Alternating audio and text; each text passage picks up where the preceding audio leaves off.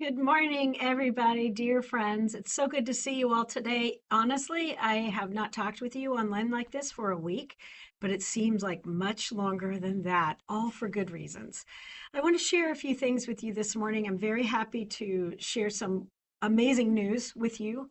And because it's so darn cold in Minnesota here today, I want to share a little more online than I would normally share. And I'll share more in the sermon too because I know not everybody is going to be able to make it for our annual meeting today. And I also know online that some of you are not in Minnesota at all.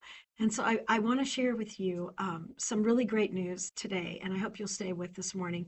Please forgive me if this is a little bit passionate or even disjointed. I just got to get this stuff to you, and I really want you to hear what's happening right now. It's pretty extraordinary.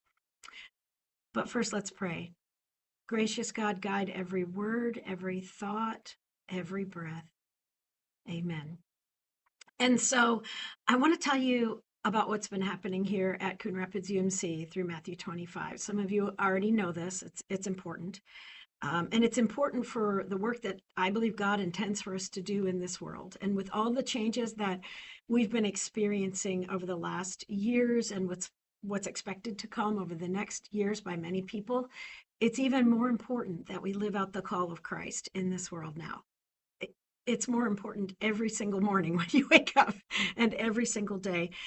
In fact, just a few weeks ago, if you think we're just giving away food here, we're not.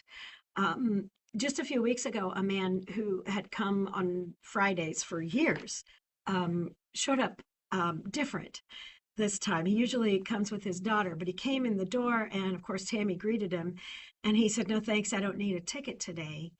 And he walked around the room and he proceeded to like personally thank people who were volunteers, personally thank people who had been serving here because he wanted to share. He came in just to share that his life had changed more and he was in a much better place financially, and he no longer needed to come to get food from us on Fridays. He could buy his own groceries for himself and his daughter, and I don't know if there's other family members, but he could make it.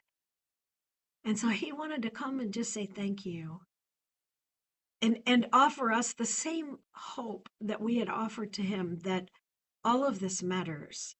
It all makes a huge difference. And so the joy of just telling you that is one thing. But then last Tuesday, which was actually only 5 days ago, even though it seems like a lot, more than 5 days, this last Tuesday, a woman came around, and we just started Tuesdays a couple of weeks ago.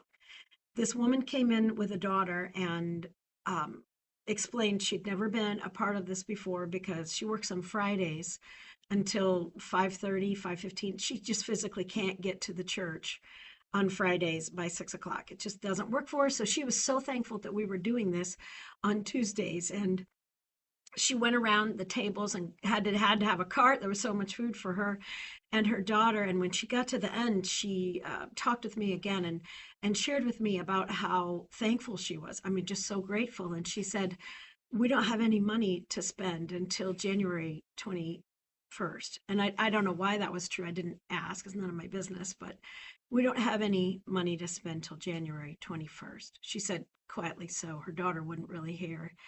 And she said it was really a struggle in her household.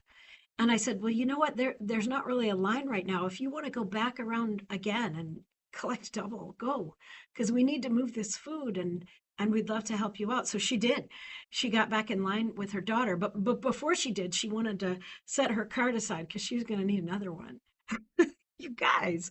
And so she gets another cart and she goes around again, and she gets to the end, and I've got her cart for her right in the hallway there, and she says to me, um, I don't know what to say, and I'm beside myself. I cannot believe how much of a miracle this is for us right now. Again, I don't have money to spend until January 21st, and I couldn't pay my gas bill this month. I didn't pay my gas bill, and I have nothing to feed my kids until this. And you know what? She looks like your average, middle upper class woman. Um, you just never know what's going on in people's lives. And I said to her, "You know what? we're so thankful to be able to help you. Thank you for coming and taking some of this food from us. We're so thankful to be able to be a part of your life like this. And she just threw her arms around me. And you guys know I can be a little hesitant with things like that, but she just didn't hesitate. She just threw her arms around me and squoze me, super hug. And I almost turned into a puddle right then and there. I realized, man, we started Tuesdays because we had too much food, but we were changing a person's life right there on the second regular Tuesday we were doing this. It matters so much. It's so much more in this time right now, especially with the decline in church overall, with the decline in faith in anything Christian, with the decline in belief about anything. It is so important right now that we're doing this together. It matters.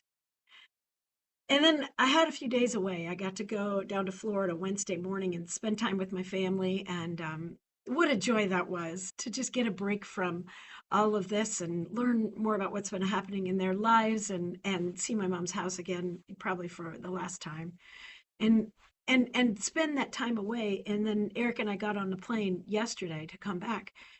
And in the row in front of us, there were these two people who had clearly just met on the plane and almost the entire 3.5 hour flight talked and talked and talked and talked through all of the political talking points. and it was so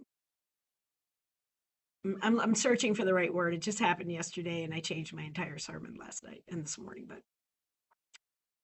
it was filled with vitriol. It was so damaging. Their words about immigrants, their words about women, about jobs, about rights, about LGBTQ people. Um,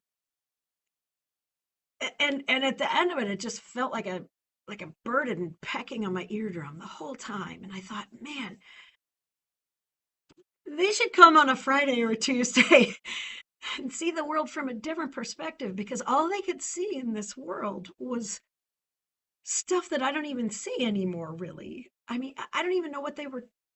It was so negative, and I absorbing all of these things. I went to bed last night thinking, we've got to keep talking about how good things can be, how good they could be, how good they can be. What we're doing really matters. What you do, no matter where you get involved, no matter how you invest your time, your energy, your resources, if you're willing to live a life of love and dig deep to learn better how to do that, what you do, your life will matter more than you could ever think, more than ever attending any kind of political rally or this will matter. Loving people matters. It changes lives all the time. I want to look at this in light of things. So through all of these things, all the things that we do here at this church, we need to, everything you do in your life, we need to rise up above it every so often and look at it from the top and say, how are we doing? What are we doing? Why am I doing this? What is my priority? What is our priority together? How are we going to live a life that actually has the potential to make this world a better place for all people, even though it might be hard to see it sometimes? What are we actually going to do? And so, in this light, I want to share with you these words from Jesus that we've been working on together for quite a while, but I want you to hear me out. This is sort of a close to the section, which some of you might be thinking, oh, yay, but others are thinking, no way, let's go further. And we'll probably go further. Hear these words. Jesus says very clearly at the beginning of Matthew 5, let me tell you why you're here. You're here to be salt seasoning that brings out the God flavors of this earth. Now, this is a paraphrase. What you may know or have heard over the last months is you are the salt of the earth.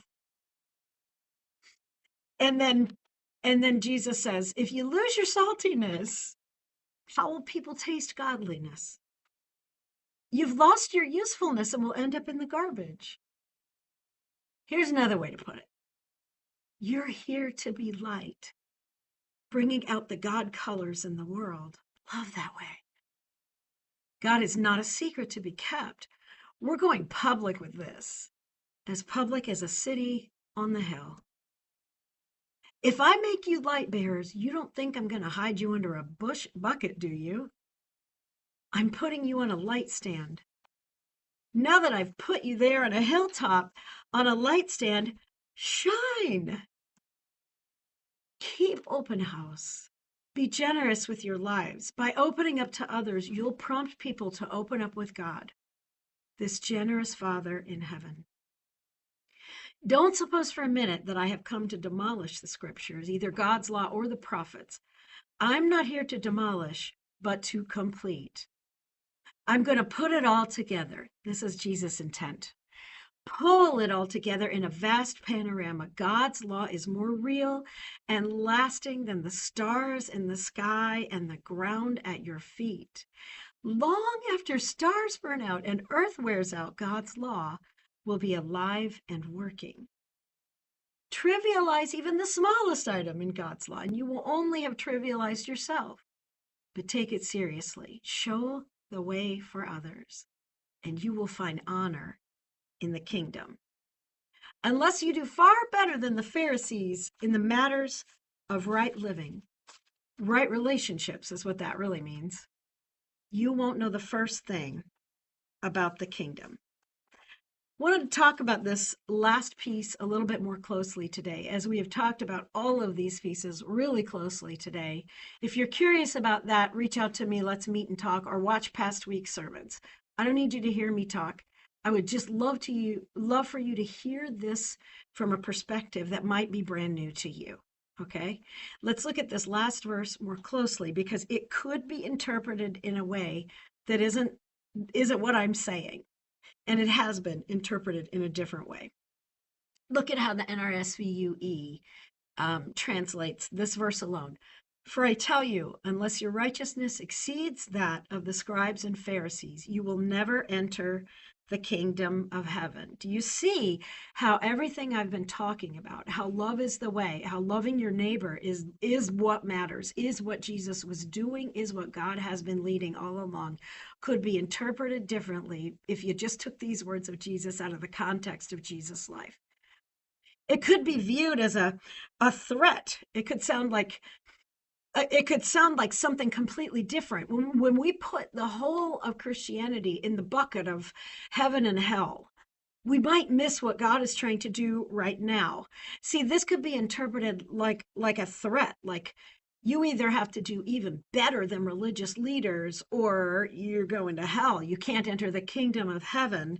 Or it could sound like an unattainable standard, like you're never going to make it to heaven unless you're the best and the best and the best. And we could get stuck in a cycle of trying to be purer, better, more righteous without knowing that righteousness really was about right relationship in community. We could get stuck in this thing of you have to obey God's commands and get everything right, or you go to the dark place after you die. And this is part of how that other belief system emerges, that fear of the afterlife. And when we do that, we could miss Jesus' entire point. It's really more about now, here and now. Because all this stuff about threats and unattainable standards, none of this reconciles with how Jesus lived his life. Jesus did things that were loving. Jesus included people that didn't ever think they could ever belong. Jesus even washed people's feet, even people who would betray him. Jesus loved in such extraordinary ways. It doesn't align to interpret these scriptures as warnings or threats about what you have to do in order to keep God's favor. It doesn't align. It doesn't add up. I really believe that in this passage, Jesus is not setting the standard for entry into heaven after we die, which is kind of what this couple in the plane was talking about in a very talking point roundabout way. I believe that Jesus is presenting the kingdom of heaven, which is God, which is love, which is now, as the best possible way for people to live on this earth. Always. Jesus is presenting what it looks like when love reigns, and love is more powerful or valuable than anything. See, to me, this little picture of the kingdom of God, the kingdom of love. What happens when love wins? Love reigns. When we let love reign. This little picture we have here right now at Coon Rapids UMC with Spirit of Matthew 25 and with Coon Rapids Early Learning Center too. This little picture is so valuable that it matters. It is more valuable than so many kingdoms of this world and even kingdoms of the church. And, I really don't want to dog too much here, the kingdoms of the church too much, because I think people may be very well intentioned.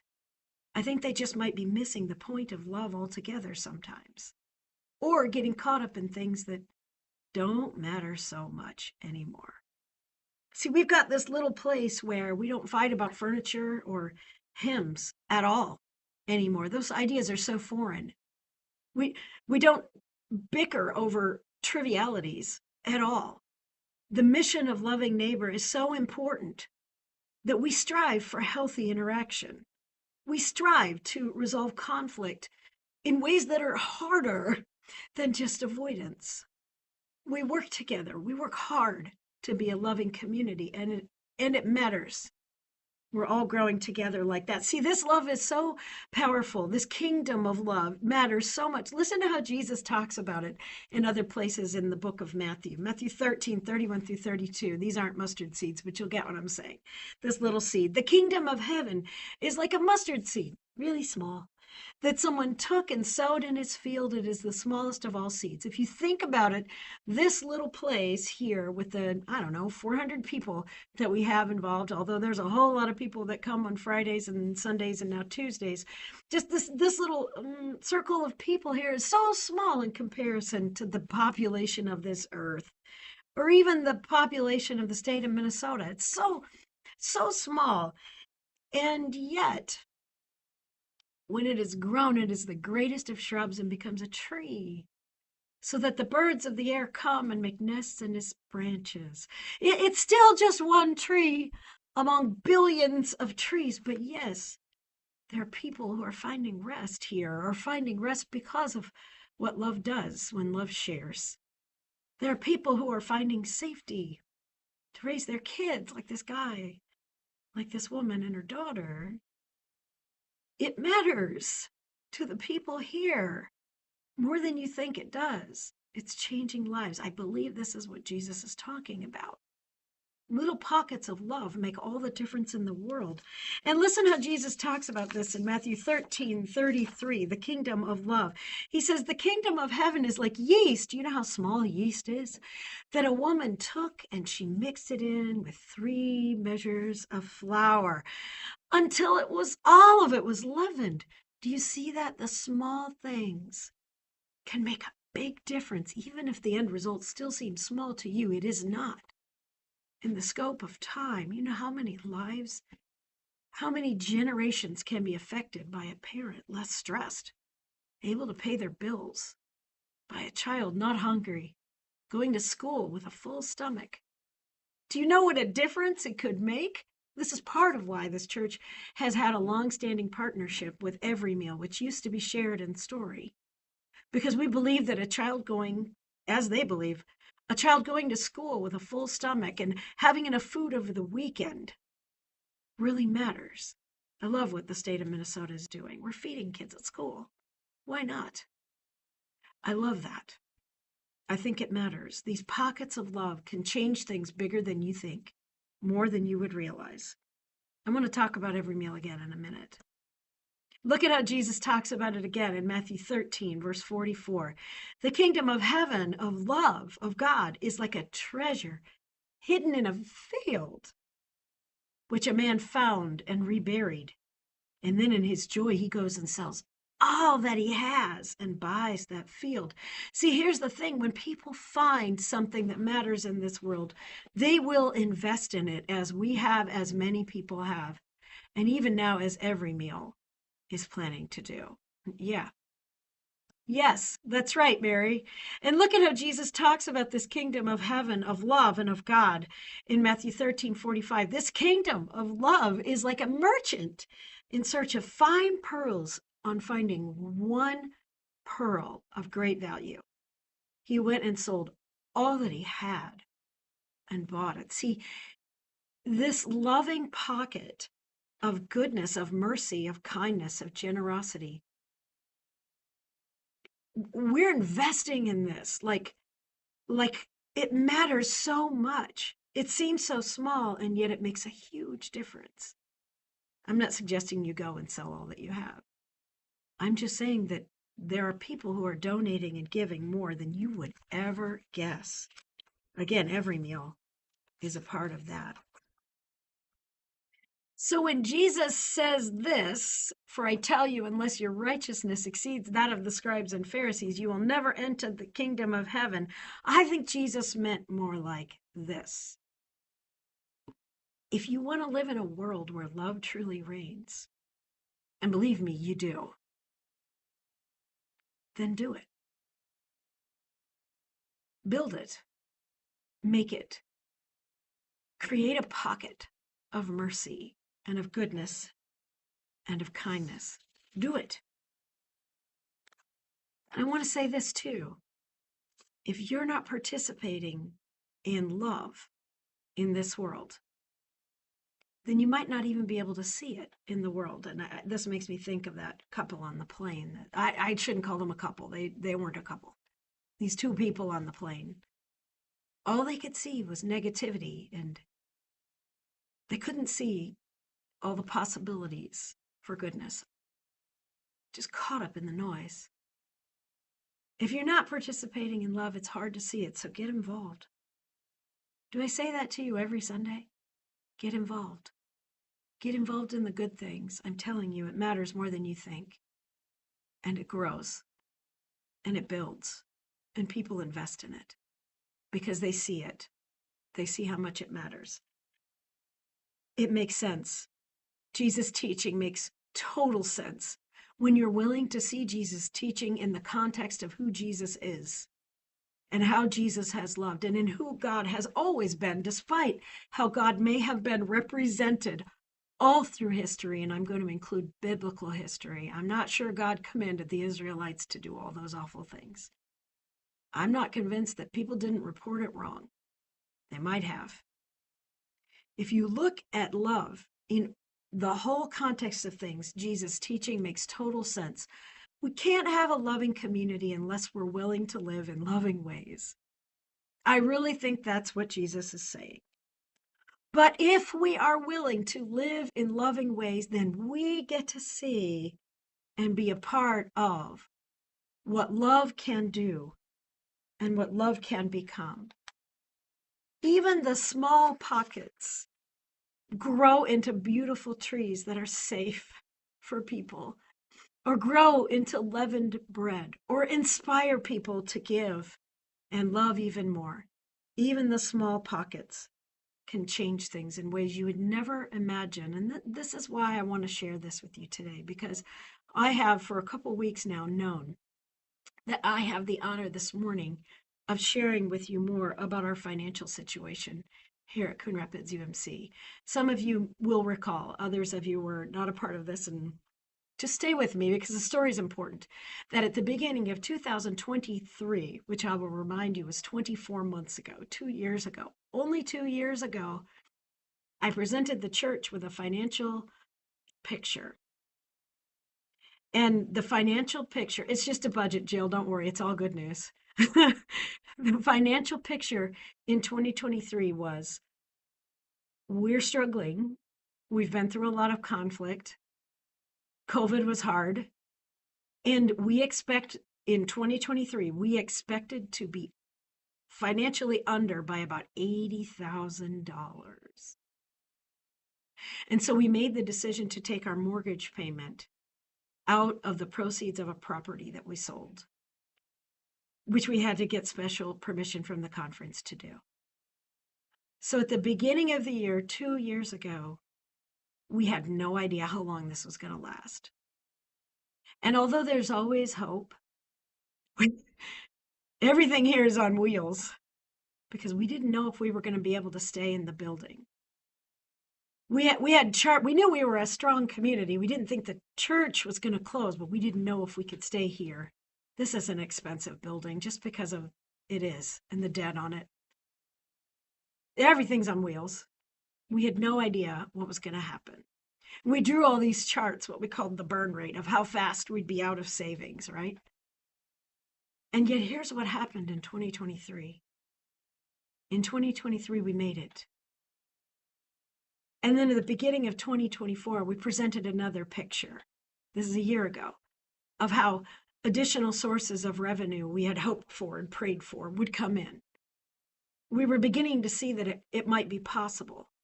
And yet we still expected in 2024, this last year, to take all of that mortgage payment out of savings again. We expected and hoped to end the year about $65,000 to $70,000 short. And yet here's what happened in 2024. Giving increased. Your giving increased a lot, like by about $40,000 to $50,000. That's what happened. And new people started giving too. And not just that, we had extraordinary gifts, like legacy gifts from people who passed away. And then we had more gifts. We had a $50,000 gift.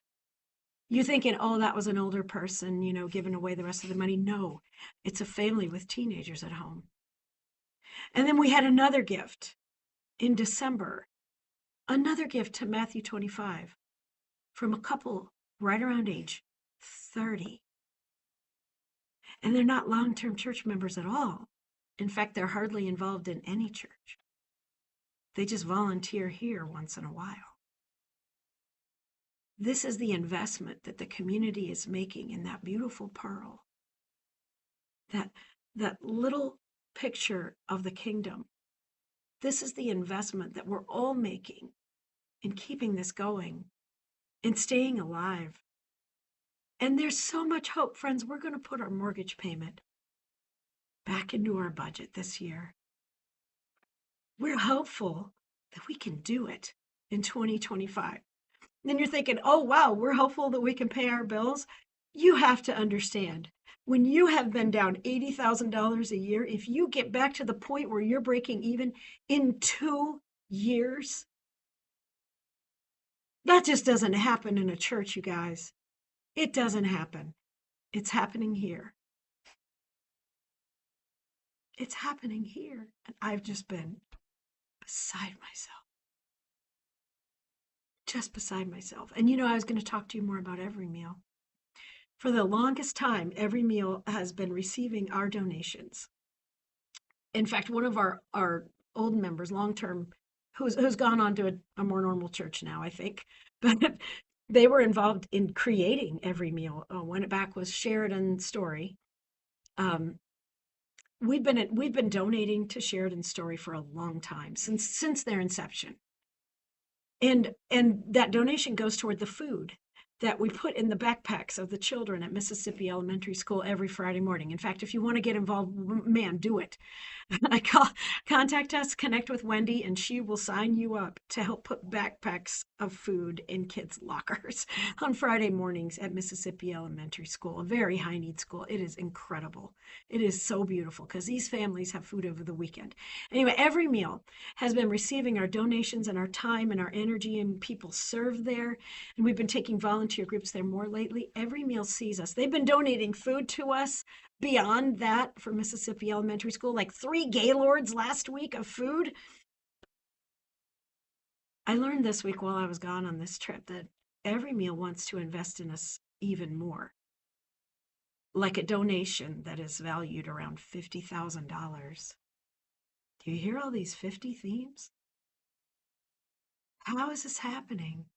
Why is this happening? I really believe that when people see good things in this world, when people see that lives are actually being changed and helped, when families are able to make it, when senior citizens are no longer so hungry or they don't have to ration medications, When good things happen in a community, people believe in that. And I believe, friends, that's the kingdom of God. That's the reign of love in this world. This is the light that we are called to be, the salt of the earth that we are called to be. This is who we are meant to be and how we are meant to love. So it's possible. I think we're going to make it. I can't even hardly say that without, I think we're going to make it. I do. Let's keep going, keep going, keep going.